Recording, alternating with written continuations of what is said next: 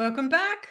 Welcome back to Thriving After Trauma, and more so looking at finding purpose after trauma. I put a call out before my 200th episode asking people if there was anything they wanted to know, anything they wanted to ask me, that kind of thing. And I got sent a series of three questions that felt so important and really relevant to everyone. So I thought I would make an individual episode on those questions. So the three questions that were posed to me are: any tips for those who don't quite feel aligned in life, happy, but perhaps missing a sense of purpose? Is it common to not feel like you have reached your final destination? Like there is so much more to life yet to find, to explore, to engage in? And or is it just a feeling for those that constantly want more out of life? And these are questions that every single person who experiences trauma at some stage will ask themselves or ponder or question, which is why I wanted to make this episode. And they're fucking good questions, right? They're fucking good questions. I think, and I can answer this in so many different ways and so many different seasons and that kind of thing, but I'm just going to wing it. I'm just going to wing it and answer what comes through to me today on this day of recording. And the first thing I want to say is often when people are chasing, so it's like that if then thinking, "Oh, I just need this and then I'll be happy. I just need this, then I'll be happy. I just need this, then then I'll be happy." And what often happens is we're chasing that or we have a goal and we reach that goal and then it's like, okay, what's next? And then we reach what's next and we're like, okay, what's next? And then we set something else and we're like, okay, what's next? And it is just this never ending cycle. It's not even a cycle, it's just a line, right? Because you're just like setting these goals and going for them, but not taking any time to appreciate what you've achieved, not being present. And it's chasing, like you feel like you are constantly chasing something. Often that comes when we feel insecure, detached, um, not aligned, misaligned, because it's like, well, if I reach this, then maybe I'll feel happy. It's like almost like I have to achieve this to feel contentment, or I have to feel this to feel good about myself, or I have to achieve this to prove that I'm worthy, or I have to achieve this to dot, dot, dot. And we create these stories. Well, we don't create these stories. Our internal wiring is telling us that we need to constantly be achieving, constantly be chasing. And for me, I was like that when I had so many unhealed wounds, when I was still carrying around all of my trauma. I didn't know it at the time, but it was like, okay, well, I've set this, so what's next? And I almost every time when I think about it, when I really, really wanted something, I got it, which is great. But I didn't ever stop to celebrate or soak it up because I wasn't content in who I am. And my reasoning for constantly chasing was to try and feel good enough. And as we all know, that sense of worth and self belief doesn't come from external achievements, it comes from internal beliefs, internal patternings, the way that we view ourselves. So that's the first thing I want to say. In saying that, that doesn't mean that I don't set goals, right? It's not like I'm like, okay, this, I often plan or think about what I'm doing next and what life looks like and what, my business looks like and all of that. And I think you have to as a business owner, like obviously, because if you don't, it'd be fucking chaotic. And my life is chaotic enough as it is with two little boys. So I don't need chaos in my business as well. Not to say I don't sometimes get chaos, but I don't need like self-inflicted chaos. No one does. So you can have goals, which most people do, but there's a difference between achieving something and celebrating it and enjoying it and really being present with what you've done than constantly chasing. Because if you're in the if then thinking, if this happens, then I'll be happy. If this happens, then I'm worthy. If this happens, then I deserve it. Then it's you're never going to reach that final destination. So I'm really content and happy in my life. Yes, there are things that I want, and there are things that I will change, and there are things that I will focus on, and there are goals that I will set. But I am really happy. It's not, I don't have to achieve something else to feel better about myself. So that's the first, like, that's not the first thing, it's the second thing.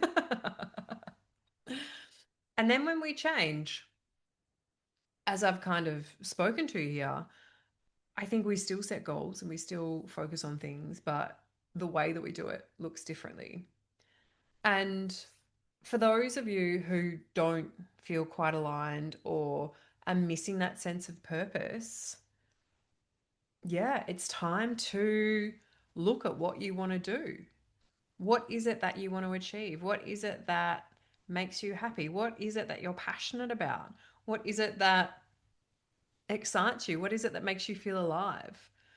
And sometimes, sometimes our purpose is very obvious, and sometimes it takes some time, some experimenting to figure out what it is. For me, I've always known that I've wanted to help people.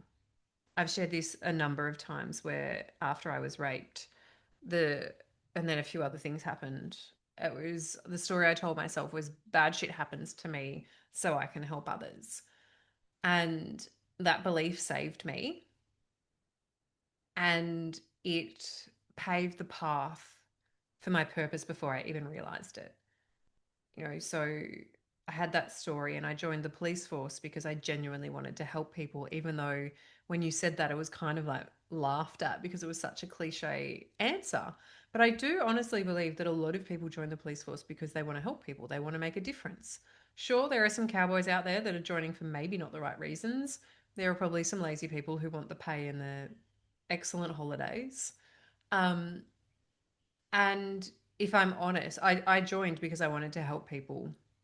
And when I was in there, I looked at that and, or after I left, I looked back at it and I would say that I did help people, but that wasn't the focus.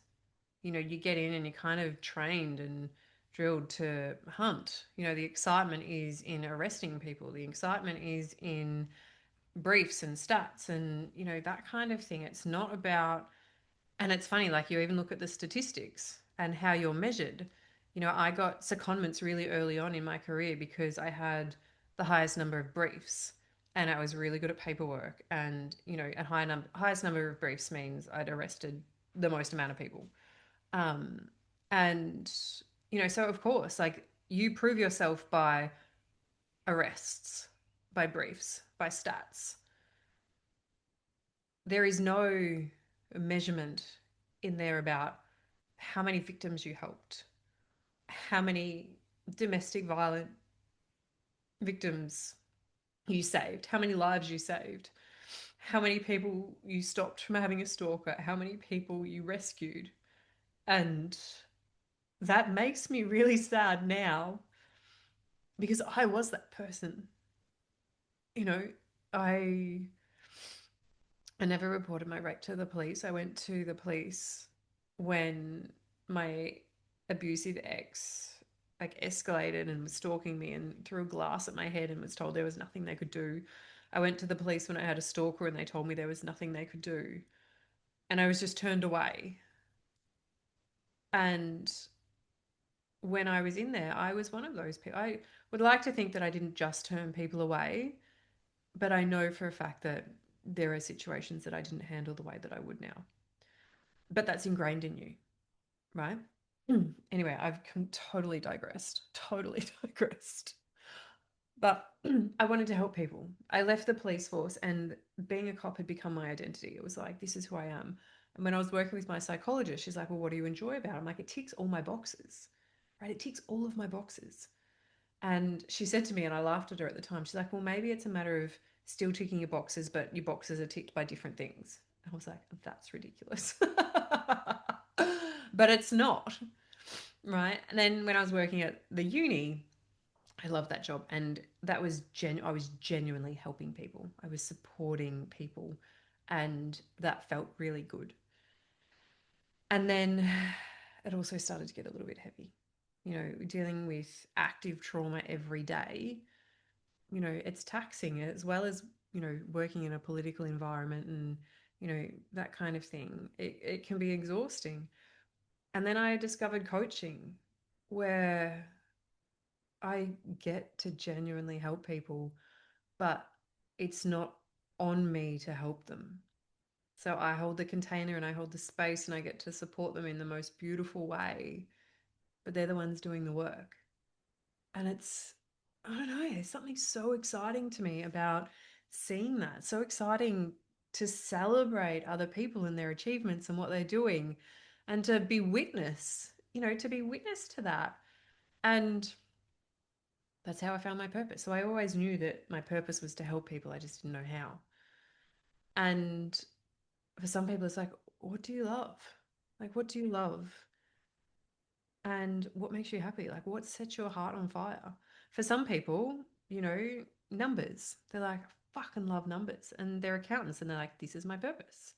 To me, that doesn't feel great, but, each to their own. So if there's something that you love, do it. So often we get caged into having a corporate life and maybe a personal life, or we have, our job and then we have us. But it's like, why can't you do both? And I think for me, our purpose is getting to do what we love and get paid for it. And I know that that's not always the reality for some people. A lot of people who donate their time and donate to other charities and that kind of thing, they're obviously not getting paid for that. So they do that because they genuinely love it. And so maybe their purpose is in there somewhere. But if you don't feel quite aligned, it's more about what's missing, where are the gaps, or where don't you feel fulfilled? Where do you feel fulfilled? So maybe start there. Where do you feel fulfilled? Where don't you? And what's missing? A little extended piece here. I believe contributing to someone or something in some way, also ties into purpose. But as a first place, as a first starting point, where do you feel fulfilled? Where don't you? And what's missing? Then you can look at like, what do I love? What do I hate? What makes me excited? What like liberates me? So it's really playing with different things about like what am I put on this earth to do? Right? Because we're not, as much as we're taught this when we're younger, we're not put on this earth just to rock up, go to school, rock up, go to work, get paid, and go home. Sure, some people might, love what they do. That's different. Some people will do it only for the money. That's not purpose. That's money. I want to say greed, but it's not necessarily greed, right? So it's about figuring out what is important to you and moving forward from there. The next question around, is it common to not feel like you've reached that final destination? Like there's more to life. I spoke about that at the start in terms of that chasing and stuff. But I honestly, the one thing that we are promised is change. The world changes, we evolve. Like imagine if you were the same person that you were 10 years ago, 20 years ago, 30 years ago, depending on how old you are. Like how boring would life be if nothing ever changed, if you didn't evolve? And sometimes we experience things and we feel like we've gone in a completely different direction and maybe not a good direction, maybe a direction that makes us feel pretty shitty, if we're honest. And so, yeah, there's going to feel like there's more to life. But I honestly believe that when we find contentment and fulfillment within ourselves, it's not a matter of like, I don't think there is a final destination, if I'm honest. I don't want there to be a final destination because what happens when I get there? Like, then what do I do with the rest of my life? Say, for example, God knows, I know I'm making this up, but if my final destination was create $1 million business and I do that, it's like, cool. So now what? And my, to be fair, a goal of mine would never be create $1 million business because that's not why Like, yes, I have a business and I have to make money in my business to have a business, but my purpose for my business is not money led, right? But also, how boring if you think you've learned everything. How boring if you think that there's never something else to explore, to learn, to, experience. So there is no final destination. And this part of where people promote, once you get here, then you've made it. Made what? Like, what does that look like? You know? Sure, I'm sure that we would all love to get to a place where things are effortless and easy and abundant and fun and, just beautiful every single day. But I also don't think that's part of being a human. The human experience is trials and tribulations, it's everything. Um, so yeah, but I think that we can tick off things that we want to do. Like we can have goals and we can have vision boards and we can have bucket lists and be like, okay, like what do I want to do? What do I want to explore? What do I want to experience? How do I want to live? And I think that is probably the question to ask when you're feeling like you're not where you want to be. How do you want to live? What's actually important to you? And how can you align yourself with that? Because when you start living and operating and functioning from that space, all of the extra bits just feel like an added bonus. So, yes, it is so common for people to feel like they haven't reached their final destination. And I also don't think there is a final destination. I just think that would be really, really boring. Doesn't mean don't set goals, doesn't mean don't have a plan, doesn't mean don't have a vision. It means bring that vision to life and enjoy every moment of it. And if something else comes up, then go after that. We have to. Just the evolution of who we are is so magical.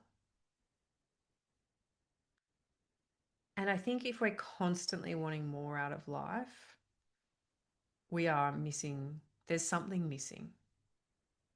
If often when we're looking externally, it's because we're not comfortable with who we are. We don't love who we are. We have unhealed wounds, or, our self belief is poo. We don't love ourselves, whatever. Because if you're looking externally for fulfillment, you're always going to be looking. You're never going to find fulfillment. You might find joy and you might find a moment of like, fuck yeah, I've made it. And then that excitement, like the dopamine hit that you get from that, wears off. And it's like, oh, it's kind of like in 2020, when Australia was in lockdown, we, everyone, was stuck at home. And so many people were left with this question of like, who am I? Who am I when I'm not working my ass off, when I'm not running around after the kids, when I'm not cooking, cleaning, running errands, doing all this stuff, when I am just at home? I know some people worked at home, but like when I'm at home by myself all day, every day, who the fuck am I? When I'm not a slave to everybody else, who am I? When I'm not doing all of the housework or running around after everybody else, who am I? And that's really the question. Who are you? Again, it doesn't mean that you don't want more for yourself and that you won't always want more for yourself. But when it's this constant nag or need that there's something missing, that there has to be something more, it tells me that there's some internal work to be done, some connecting and future visioning, and then some action taking. But again, you can take action, but until you have that personal connection to it, nothing's going to bring you that purpose. Nothing's going to give you that fulfillment. For me, again, it was this constant chasing, and I craved external validation. And don't get me wrong, recognition from other people is really amazing. It feels really good to be acknowledged for something. And I will never, ever downplay that. When this becomes a problem is when you need the external validation or that recognition from someone else to feel good about yourself, right?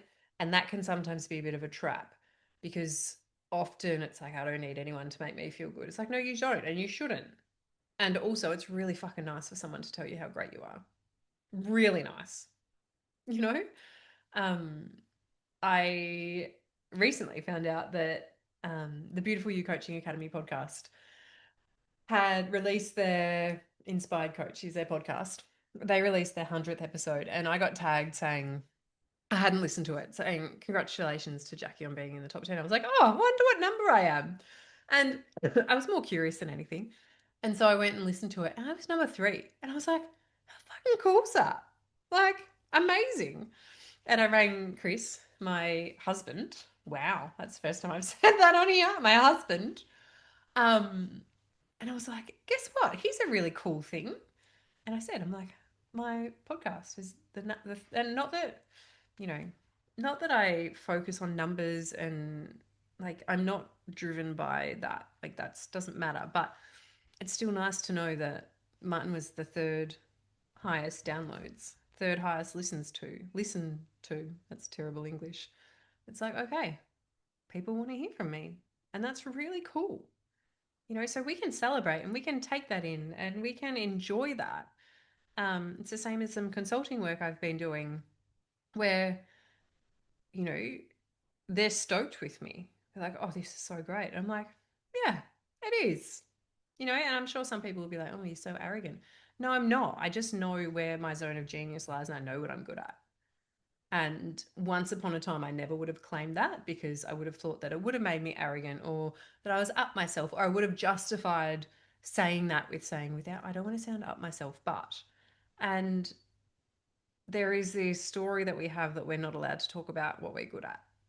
And I think it's just rubbish because we need to feel good about ourselves in order to find any purpose or fulfillment. So, again, I've gone off on so many tangents and I haven't answered the question of how to find your purpose after trauma. I've given you some tips, but ultimately, one podcast episode is not going to help you find your purpose. It might help you have some ideas and think about things. Again, this quick fix mentality. If you saw the title of this podcast episode, Finding Purpose After Trauma, and you were like, yes, I'm going to listen to this and I'm going to know what my purpose is, then we've got some more work to do, you know? So, finding your purpose after trauma, is it possible? Yeah, absolutely. Do you need to work on yourself first? Absolutely. Or first, in line with, right? I don't think you can truly find your purpose unless you are really comfortable and content with who you are internally. Because I feel like otherwise we're just chasing externals. So that is it.